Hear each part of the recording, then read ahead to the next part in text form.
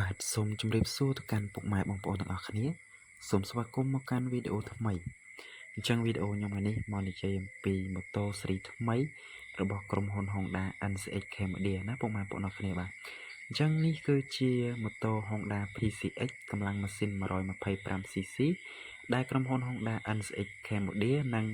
នាំចូលមកនៅក្នុងពេលឆាប់ៗខាងមុខនេះបាទអញ្ចឹងម៉ូតូនេះនឹងមានលក់នៅក្នុងខែ1នៅក្នុងឆ្នាំ2026ខាងមុខនេះណាពុកម៉ែបងប្អូនអរគ្នាបាទអញ្ចឹងយើងឃើញហើយគឺ trailer ខ្លីៗរបស់ក្រុមហ៊ុន Honda NCX បានទម្លាក់ឲ្យពុកម៉ែបងប្អូនទាំងអស់គ្នាទស្សនាហើយណាពុកម៉ែបងប្អូនអរគ្នាបាទអញ្ចឹងយើងមកដឹងព័ត៌មានលម្អិតទាំងអស់គ្នាបាទអញ្ចឹងមុននឹងចូលទៅដល់ព័ត៌មានលម្អិតសូមពុកម៉ែបងប្អូនទាំងអស់គ្នាចុច Subscribe Channel YouTube ក៏ដូចជា Follow Page ហើយនិង TikTok របស់ខ្ញុំបាទម្នាក់មួយដើម្បីទទួលបាននៅវីដេអូថ្មីៗជារៀងរាល់ថ្ងៃនិងដើម្បីជួយផ្ដល់ជាកម្លាំងចិត្តរបស់ខ្ញុំបាទផងដែរបាទអញ្ចឹងសម្រាប់ម៉ូតូ Honda PCX កម្លាំងម៉ាស៊ីន 125cc នេះគឺមានរហូតដល់4ពណ៌ណាពុកម៉ែបងប្អូនទាំងអស់គ្នាបាទទី1នោះគឺពណ៌ស៊ីម៉ង់ដោយពុកម៉ែបងប្អូនទាំងអស់គ្នាបានឃើញនេះឯងបាទហើយនិងទី2នោះគឺពណ៌ខ្មៅបាទនេះគឺជាបាទពណ៌ខ្មៅហើយពណ៌ខ្មៅនេះយើងមើលទៅគឺរាងខ្មៅប្រេងបន្តិចណាពុកម៉ែបងប្អូនទាំងអស់គ្នាបាទសម្រាប់ពណ៌ទី3នោះគឺពណ៌សណាពុកម៉ែបងប្អូនទាំងអស់គ្នាបាទពណ៌សនេះក៏ស្រស់ស្អាតម្យ៉ាងដែរណាពុកម៉ែបងប្អូនទាំងអស់គ្នាហើយសម្រាប់ពណ៌ទី4នោះគឺប្លែកជាងគេតែម្ដងណាគឺពណ៌ទឹកប៊ិចណាពុកម៉ែបងប្អូនទាំងអស់គ្នាបាទសម្រាប់ពណ៌ទឹកប៊ិចនេះគឺស្រស់ស្អាតមែនតែនណាពុកម៉ែបងប្អូនទាំងអស់គ្នាបាទហើយពណ៌នេះគឺជាពណ៌ទឹកប៊ិចរាងក្រមៅបន្តិចណាគឺស្រស់ស្អាតមែនតែនបាទអញ្ចឹងសម្រាប់ម៉ូតូនេះគឺបំពាក់មកជាមួយនឹងបច្ចេកវិទ្យាទំនើបច្រើនមែនតើបាទហើយទី1គឺបំពាក់មកជាមួយប្រព័ន្ធ idling stop មានន័យថានៅពេលដែលពុកម៉ែបងប្អូនអរគ្នាឈប់ម៉ូតូចំនួន5វិនាទីគឺវាផ្ដាច់ប្លុតម៉ូតូឲ្យអូតូតែម្ដងបាទ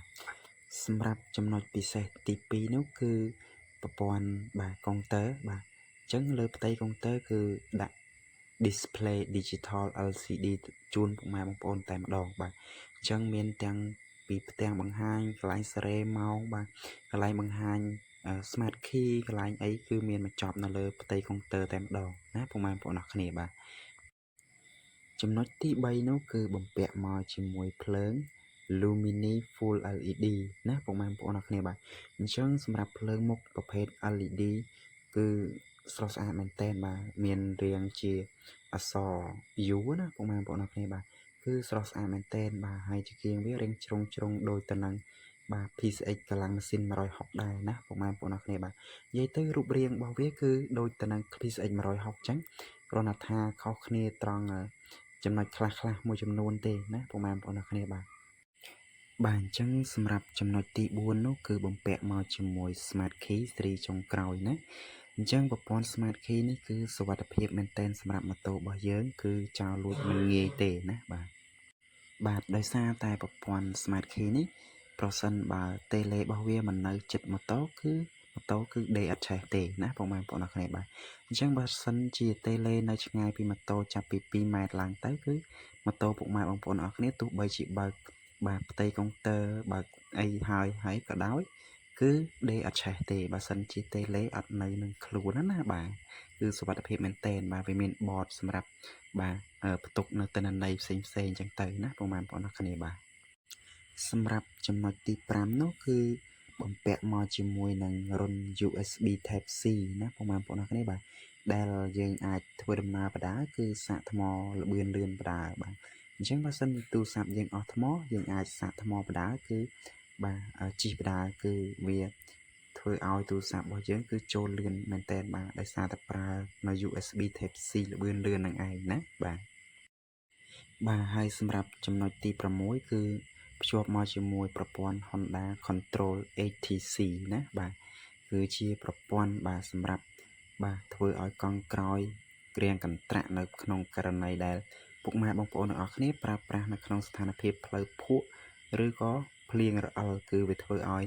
កង់ពុកម៉ែបងប្អូនទាំងអស់គ្នាហ្នឹងគឺមិនសូវមានសន្ទុះទេវាធ្វើឲ្យជាលក្ខណៈថាលមូបាទកត្រាក់ដើម្បីឲ្យ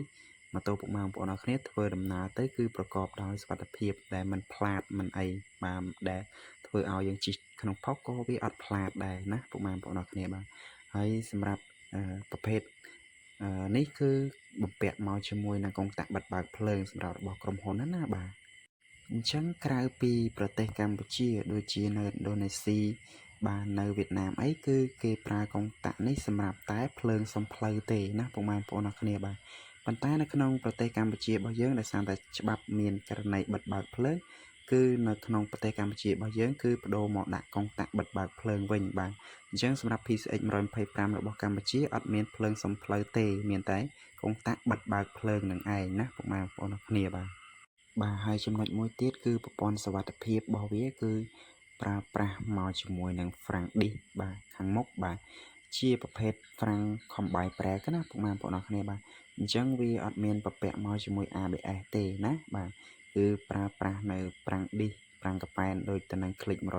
125នៅក្នុងប្រទេសកម្ពុជាយើងអញ្ចឹងដែរណាបាទអញ្ចឹងយើងចាប់ Frank ខាងឆ្វេងគឺស៊ីទាំងកង់មុខស៊ីទាំងកង់ក្រោយអាហ្នឹងគេហៅថាប្រព័ន្ធ Combine Brake ណាបងប្អូនអរគ្នាបាទ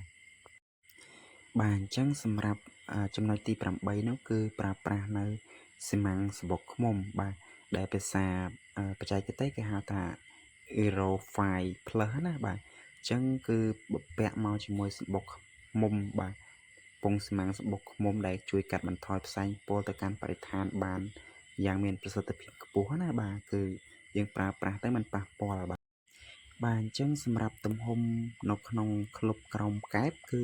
ទំហំប៉ុណ្ណឹងទៅនឹង PCX 160ដែរទេបាទអញ្ចឹងវាទំហំប្រហែលគ្នាគឺប៉ុនគ្នាទេបាទអញ្ចឹងវាអត់មានអីដែលខ្ញុំត្រូវរៀបរាប់បន្ថែមទេយើងដឹងស្រាប់ហើយ PCX 160គឺវាទំហំប្រហែលនឹង PCX 125ស៊េរីថ្មីនេះដែរទេបាទអញ្ចឹងសម្រាប់តាមអមតួយើងឃើញថាមានពាក្យ PCX ណាពុកម៉ែបងប្អូនអរគ្នាបាទប៉ុន្តែសម្រាប់របស់ក្រុមហ៊ុន Honda NSX កម្ពុជាដែលនាំចូលមកយើងមិនដឹងថាតើគាត់បន្ថែមលេខ125ឬអត់ទេណាបងប្អូនអរគ្នាបាទអញ្ចឹងខ្ញុំសង្ឃឹមថាគាត់នឹងដាក់បន្ថែមអ្វីមួយដើម្បីកំណត់ចំណាំបាទឲ្យខុសគ្នាទៅនឹង PCX 160បាទព្រោះថា PCX 125និង160គឺរូបរាងដូចគ្នាបើមិនដាក់ឲ្យចំណាំទេគឺច្រឡំគ្នាតែម្ដងបាទអញ្ចឹងសម្រាប់ការប៉ាន់ស្មានរបស់ខ្ញុំបាទគឺខ្ញុំគិតថា Honda PCX 125cc នេះគឺនឹងអាចចេញលក់នៅក្នុងខែ1ណាពុកម៉ែបងប្អូនអរគ្នាបាទដើមឆ្នាំ2026ណាបាទហើយសម្រាប់តម្លៃចេញលក់ដំបូងវិញខ្ញុំគិតថាខ្ទង់$3,590ណាពុកម៉ែបងប្អូនអរគ្នាបាទខ្ញុំវាយថាតម្លៃខ្ទង់ប្រហែលហ្នឹងឯងបាទព្រោះថាគ្រាន់តែคลิก125តម្លៃវា$3,000ជាងដែរហើយអញ្ចឹង PCX នេះប្រកបណាស់ខ្ទង់តម្លៃចេញមកលក់ដំបូងគឺអាចនឹងខ្ទង់$3,590ដែរបាទព្រោះថានៅលក់នៅក្នុងប្រទេសគេក៏តម្លៃប៉ុណ្ណឹងដែរបាទលក់នៅក្នុងអឺរ៉ុបខាងអឺរ៉ុបណាជាចុងក្រោយអរគុណពុកម៉ែបងប្អូនអរគ្នាសម្រាប់ការចូលមកតាមដានក៏ដូចជាទស្សនាបាទជូនពរពុកម៉ែបងប្អូនអរគ្នាបាទធ្វើដំណើរប្រកបដោយសុវត្ថិភាពបាទជួបប្រទេសតែសុខសុវត្ថិភាពទាំងអស់គ្នាបាទជូនពរឲ្យសុខភាពល្អទាំងអស់គ្នាសម្រាប់បងប្អូនដែលចូលមកទស្សនា